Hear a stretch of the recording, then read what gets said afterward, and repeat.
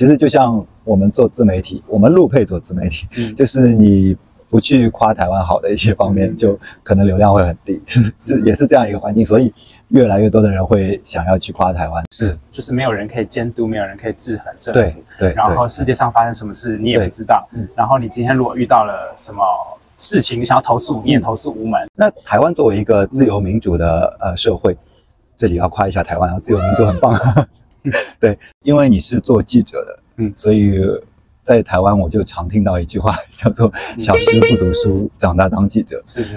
那我想问一下，你小时候有没有读书？Go 聊天吧。Hello， 大家好，欢迎各位收看 Go 聊天吧系列的第6期节目。我刚来台湾的时候呢，因为疫情的关系，需要在宾馆隔离14天。那14天终日与电视为伴，所以经常收看台湾的新闻。我看了台湾的新闻，发现有3多，也就是车祸、奥客、骂中共。而后呢，还听到一句台湾的谚语，叫做“小时不读书，长大当记者”。那台湾的记者究竟是怎么样的呢？我今天就找到了一位从事新闻媒体行业的小帅哥，来浅聊一下台湾的新闻媒体行业。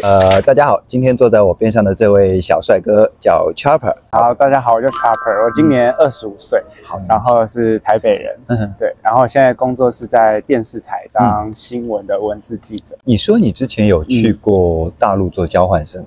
我去北京的那个中国人民大学对，交换1学期。我其实蛮好奇，就是台湾人是出于什么想法会想去大陆做交换生？因为我觉得自己本身对大陆还蛮有兴趣的，因为毕竟从小啊，就是可能都是看新闻啊，或是看电视，然后知道大陆的事情，对。但是我就一直蛮想要去看看，就是一个人口这么多的国家，那他们跟我们的制度又这么的不一样，就很好奇那边的环境是怎么样，而且就是从网络上啊，也知道大陆的经济发展很快速，对，然后也知道大陆的学生竞争力很大，所以就一直很希望可以有机会到那边的学校看看。实际看下来有什么感受？我觉得学校真的很大，就是因为大陆真的是一个面积很大的地方，然后人口非常的多。对。然后因为像是我自己在台湾的学校是一间比较面积没那么大的学校，然后我也是住在家里。可是到了人民大学之后我就发现哇，学校很大，然后在里面还要骑脚踏车，然后有各种不同的课程。而且我觉得最让我意外的是，就是他们上课是从早上8点可以上到晚上10点都有课，但是像在台湾的大学，晚上基本上就是比较没有课程，但是他们就是上晚上7点的课啊，晚上9点的课都是很正常的一件事情，我觉得很压抑。然后那边的学生也都每个都很积极的学习，然后在课堂上就是也不会害怕，就是跟同学跟老师发言互动。但是我觉得这种情况在台湾就比较少见，就是对，台湾的话可能比较像是老师单向输出但是在大陆可能也跟课堂种类不同啦，对。但我上的课刚好学生都是就是跟老师是双向的，就比如说一些哲学、政治哲学课啊，或是一些新闻评论的课。是吗？不要欺负我没念过大学。没有，因为我大学的时候，就是我们这一代的对于大学的概念都是比较散漫的，可以说比较散漫的，就是说穿了，很多人是为了混一张文凭。就是其实相对来说，中国的大学它是严进宽出，就是高考的时候考进大学很难，但是你要去毕业拿这个文凭，其实是蛮轻松的。在里面的一些课程也好，论文也好，它其实最后都是比较马马虎虎的。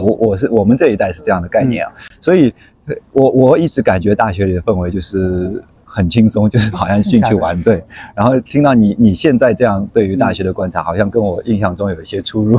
因为我去人大的时候，发现那边的学生都该怎么说？我感觉啦，他们在大陆的社经地位应该家庭社经地位应该都蛮高的。是，了解。因为我念的是比较烂的大学，对，我真的我是比较烂的大学，3流大学，对。因为你是做记者的，所以在台湾我就常听到一句话叫做“小时不读书，长大当记者”。是。那我想问一下，你小时候有没有读书？这样我好像不太礼貌。我换个问法。不会。你小时候不读书都在干嘛？开玩笑。对，你对这句话有什么看法？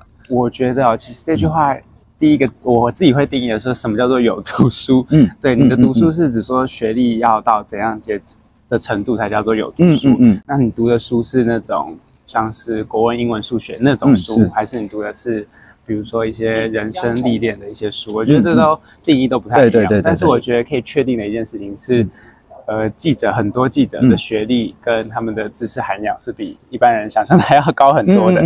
对，但我觉得会有这个说法很正常，就是因为媒体环境下，现在在台湾就是如此。那也可能就是因为媒体这个东西，它毕竟是到网络、到电视上去播放，所以它只要有一个人出错，它就会被放大很多，而且传播的很快。是，对。可是就是你今天平常在任何职业都是这样啊，总会那个行业总会有人出错，总会有人犯傻。是的，对。但是就是因为媒体这个特性，所以它会被放大，会容易被放大。对。那是不是可以理解成媒体它跨进去的门槛比较低？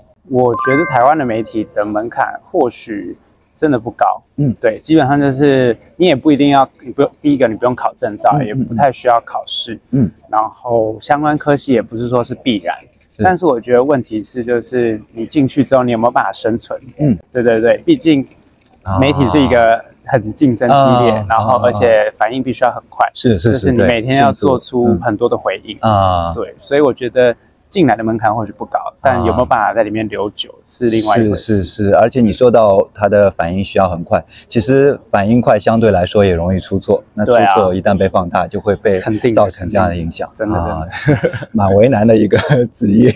因为我是来自中国的，那我们那边的新闻媒体可以说一定程度上是作为政府的一个口舌。是。那还好，就是现在自媒体有在发展，让传统的新闻媒体的话语权重在降低，民间也可以有一些舆论的发生，我觉得这是一个好现象。那台湾作为一个自由民主的社会，这里要夸一下台湾啊，自由民主很棒。对，台湾作为一个自由民主的社会，它的新闻媒体可以说是相当于行政、立法、司法三权以外的第四权，可以作为一个民众发声的渠道，一个监督公权力的这样一个存在。那你对于这样一个行业有没有自己的职业抱负或者是使命感这样的东西？我觉得会来当记者，大部分的人应该都是有一定的使命感才会来当记者，因为毕竟第一个记者在行业的薪水也不高，现在在社会的声望也不高，对，就是薪水不高，声望也不高的情况下，但是还是有不少的人愿意投入这个产业，而且毕竟工时也长，压力也大，对。但是我相信大家都一定有自己的抱负，但我个人的话，就是我从高中的时候就对记者这个行业很有兴趣，对啊，因为我觉得这个工作它的意义很重大，就是今天如果试想。就是很多人会讪笑说，没有媒体会更好，没有新闻会更好。可是今天如果你真的去想这件事情的话，就是一个国家，民主国家没有媒体是一件非常可怕的事情。就是没有人可以监督，没有人可以制衡政府。对。然后世界上发生什么事你也不知道。然后你今天如果遇到了什么事情，你想要投诉，你也投诉无门，对吧？因为没有人可以替你发声。所以我觉得新闻真的是一个很重要的第四权，它被叫第四权真的是有原因的。是，像是很多，比如说像是最近的谢宜容的霸凌案嘛，对他那个调查报告出来，那要不是有媒体的这样的报道，或者是把它放大，就是大家也不会这么关注热烈讨论这件事情。对啊，你看后续就是造成也很多重启调查报告啊，然后也让更多人勇敢，就是愿意站出来发声。然后接下来也可能会继续推动，就是吹哨者保护法，就是它是一连串的行为。是，好正能量啊！瞬间觉得这个行业很伟大、很光辉的形象。也没有。那其实我在以前看过一部台湾的神剧，叫做《我们与恶的距离》。它里面其实有挖掘到一些很深刻的社会现象，同时也暴露出一些媒体存在的比较负面的影响，就比如说歪曲事实啊，比如说标题党，比如说站在不太公正的角度来引导民众的情绪。那你觉得就是这样的现象确实存在吗？这个是现在一个很难以改变的大环境，受到观众的流量的导向，所以这个环境很难改变，还是说有什么办法去改善它？我觉得呢，我要先说，因为我刚到媒体这个行业，也没有说太久的时间，然后毕竟我年纪也很轻，所以我自己就我自己的经验跟观察来分享。对，然后我自己的看法是，因为我们约了距离那部剧的时候，我还没有进到媒体业，那时候我人也还年轻，我甚至还在读书，现在也很年轻。对，但是我那时候就是看到这部剧，就是听耳闻，就是媒体业确实有那样的情况，对，所以也蛮感同身受的。但是说改变嘛，我自己就现在踏到媒体业里面，就是确实好像有感觉。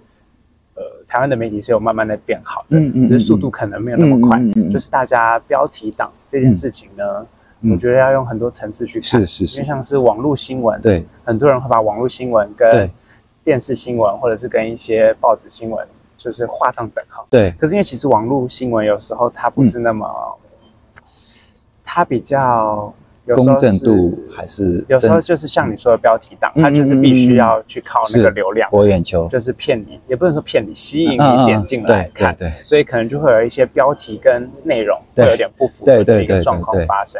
对，但是我觉得也不能把它以偏概全到，比如说像是电视新闻啊，或是其他的广播媒体这边来看。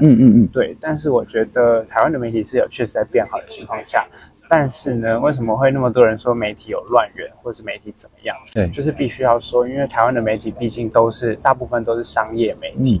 那商业媒体代表什么？就是它还是以商业为导向，因为总不可能，因为开个电视台必须要花很多钱的，就是要养好几十几组、40几组、50几组记者，然后 SNG 车一台可能就几百万，各种的金钱每天都在花。但是老板总不可能，当做公益，就真的说哦，我就是每天就烧这几百万出去都没关系。所以毕竟电视台还是以商业为导向，因为它也不是受政府给的钱。对，所以商业导向这件事情就有一件事很重要，就是收视率的问题。以电视台来讲，收视率高的话，广告拿到的钱就可以多嘛。对，所以要怎么样让收视率高？当然就是会要有一些比较轻松、比较有吸睛度的新闻，比如说像大家最常骂的什么监视器的新闻、车祸的新闻，然后说怎么都没有报一些国际新闻啊，或者是没有报一些很政策的新闻。但是今天就要想说，那今天大家在看新闻的时候，会不会觉得好像看到国际新闻觉得很无聊就转台？因为就是大家都知道说国际新闻很重要，可是在收视率表现上，那些比较生硬的新闻确实就是播到收视率就会掉下来嘛。那就没有办法，大家就是很喜欢看那种很冲突、很好笑的新闻，那就是台湾的乐听环境目前就是这个状况。所以要改变其实是有一些困难是了解，就它其实是一个相辅相成的过程，就是其实很大程度上也是观众造成这样的环境。对，我觉得都有问题。对，其实就像我们做自媒体，我们陆配做自媒体，就是你不去夸台湾好的一些方面，就可能流量会很低，也是这样一个环境，所以。越来越多的人会想要去夸台湾，但可能就会出于不是很真实的一些表述。因为我来到台湾就看到很多一些新闻标题下面会有留言，这是我今天中午的便当小编住海边啊，就是他的意思就是说这个新闻好像很无聊，跟我完全没关系，你怎么会爆出来？还不如来看我中午吃什么便当。我经常会看到一些这样的留言。那我想问，就是作为记者，在做出这样一些新闻标题的时候，会不会有这样的预料，觉得会有这样一些留言，但是因为这则新闻可能会吸引到很多流量，还是会爆出来，还是真的是没办法预料这个新闻的结果？我觉得真的要从很多不同角度看，像是新闻啊，我们会去报一定有它的原因，要么就是它很猎奇，要么它就是吸睛，要么它就是有冲突，要么它就是有争议，不然大家为什么要看这个新闻？因为我觉得人都是喜欢有冲突、有争议的东西。对啊，那我觉得他说还不如来看我今天吃的午餐这件事情，我觉得那就本身就要看，那你为什么今天还会看到这个新闻？那不就是也是因为他可能有讨论度吗？或者是还有什么争议才会让你点进来看？但能不能预料到观众的反应，我觉得这个很难说。像是我们有时候做的一些新闻，觉得好像这可能会很多人看，结果反而没人看。有时候觉得这个好像就是一个很平淡无奇的东西，但反而点阅率啊，或是留言，大家讨论度就很高。所以我觉得这个要预料确实是有困难的。那为什么有时候大家会觉得怎么这么无聊的事情也要报？比如说一个消费纠纷啊，或者是一个自助餐涨价，然后或是你夹了一盘菜，结果要200-300块，大家就去报。我觉得这个有很多问题。第一个就是像我刚刚说的，就是它够奇怪。对，所以大家会有讨论度嘛。就像大家会讨论到，也就是因为它有讨论才讨论到。对。那另外一个问题就是因为台湾毕竟就这么小，就是2300万人，然后一个小小的岛屿。可是你看，我们有很多家电视台，像是中天、中视、台视公司啊，然后 TVBS、东视，一大堆的。对。然后，而且基本上很多都是24小时在播的。对。那就这么一个小的岛，发生的事情就有限。那要怎么样让每一节新闻都可以有新闻播出？对。有时候就是确实会有一些小事情，就是会被也做成新闻，是给大家看这样子。我刚来台湾的时候，观察到台湾的新闻有3多。一个是交通事故很多，一个是奥客很多，还有一个是骂中共很多。对，你对于这样三个比较多的话题有什么看法吗？我觉得像是车祸嘛，对，那些就像我刚刚前面说的，就是因为基本上你仔细去看每一节新闻，比如说12点的新闻或晚上6点新闻的头条，大部分一定是车祸不然就是吵架打架，一定是这种。你仔细去观察，那为什么？就是因为它真的收视率表现就是好。我就不知道为什么大家就是很喜欢看，很喜欢看人家撞车撞得很严重，喜欢看人家打架打得很严重。但你要说这样不好吗？我觉得也不必然，因为今天如果你今天是一个观众，然后看到一个车祸撞成那样，我觉得多少都会警惕到自己，会觉得这样开车是有问题的，或者是确实我在高速公路要小心一点，确实我在高速公路一定要系安全带。我觉得多少都会有做到提醒警示的效用。奥客多，对啊，我觉得也是冲突。像我之前有看你的一个影片，是那个上海有咖啡的那个画面嘛，他不是泼他咖啡什么的。我觉得人就是喜欢看这种人家在吵架的东西。对，像是我那时候看你那个影片，我也看得蛮入神。我想说，哇，他居然直接泼他咖啡。对，我觉得这就是人的一个本能。像是我今天如果让你吃饭的时候，然后再跟你谈什么人工生殖法，你可能就会觉得要转台，我要去看好笑，或是看快的东西。而且现在大家网络上都追求好笑，追求又快又短，轻松的。我觉得这就是。对啊！听你这么一分析，真的很有道理。就是可以回到第一个问题，就是记者的门槛是否低，其实也跟观众喜欢看的新闻的门槛高低有关系。就是那些像什么交通事故啊、奥客啊，它其实就大家都很容易接受到这些信息，觉得这样的信息看着蛮爽，是不是有一种爽感在里面？也会影响到新闻记者爆出新闻的深度。其实，对，我题外话一个，就像是其实我觉得大部分很多记者也不喜欢做这种监视器啊，或是做车祸的新闻，但是大家就是想看这种东西，有时候可能花了很多时间去做一个有内容、有深度的东西，可是就是没有人看啊。对啊，而且我觉得台湾也有很多优质的媒体，他们可能是用像是付费啊、订阅制啊，对，就是希望你愿意付费。可是那就要讨论到说，那观众愿不愿意花钱，每个月可能花200-300块，然后去看好的、有深度的内容。对，我觉得就是各种取向的不同。像是我们电视新闻，就是让大家可以快速了解发生什么事情。那些要付费的，他们的定位就会不同。像是报道者啊，或是联合报也有在推他们的订阅制，或是什么其他的天下杂志啊。他们就是会负责产出有深度、有内容的东西，可能吸引比较小众，但是它的收费门槛就是不同面向。就我觉得这是一个好的现象，就是分流嘛，就是你想看有深度的，可能需要付出更多来看。那平民大众容易接受的就是看一些快速新闻。最后一个问题就是事实真相、收视率、新闻良心，或者说社会导向，这几个东西你会做怎样的排序？就比如说有一则新闻，它是事实真相，报道也会确实吸引到很多收视率，但是社会导向是不良的，这样的新闻，你作为个人来说会想报道吗？我可以举个例子，就比如说有个人他骗保，他用什么让自己受伤的方式来骗保，这是一个事实真相，然后也会可能吸引到很多人，但是这是一个不良的社会导向，大家可能会去模仿这样的行为。那你作为一个人会希望报道这样的新闻吗？如果我的话，哇，以这个例子来说的话，我觉得还是必须得做。因为第一个就是它确实就是有发生这样的事实。我觉得新闻媒体记者很重要一个事情，就是你必须要传递事实。不管那件事情是怎么样，你的工作就是把事实呈现出来。对，那这件事情确实就是有骗保的状况发生。那你说我们真的也很难去预料说，那我这样播这个新闻出来，会有更多人去模仿，还是反而让政府去想到，说有这样的情况，或者是让相关业者去想到有这样的情况，然后去做改善或者什么的。我觉得还是会以事实为主吧，我个人的判断所以把事实排在首位。对，但是可能也跟因为毕竟我们是人嘛，也不是机器，对，就是可能也跟每件事情发生会有不同的转变。那收视率可能就排在第2位啊。当然，那因为收视率毕竟也不是我负责，我今天不是主管，也不是长官，也不是老板，所以对我来说收视率可能没有那么重要。对，因为那是长官去考虑的事情。了解，就可能会用一种避重就轻的方法，突出这件事的一个真实度，然后在它比较负面的引导上面让它弱化。对，而且我觉得收视率这件事情或许也可以去做改善，比如说像是现在有很多电视，比如说像 TVBS 他们也有做专题，或许也是比较有深度的内容，可是要怎么样让它就是加一些梗进去，让它可能变得比较吸睛一点，就是让它变得好看一点。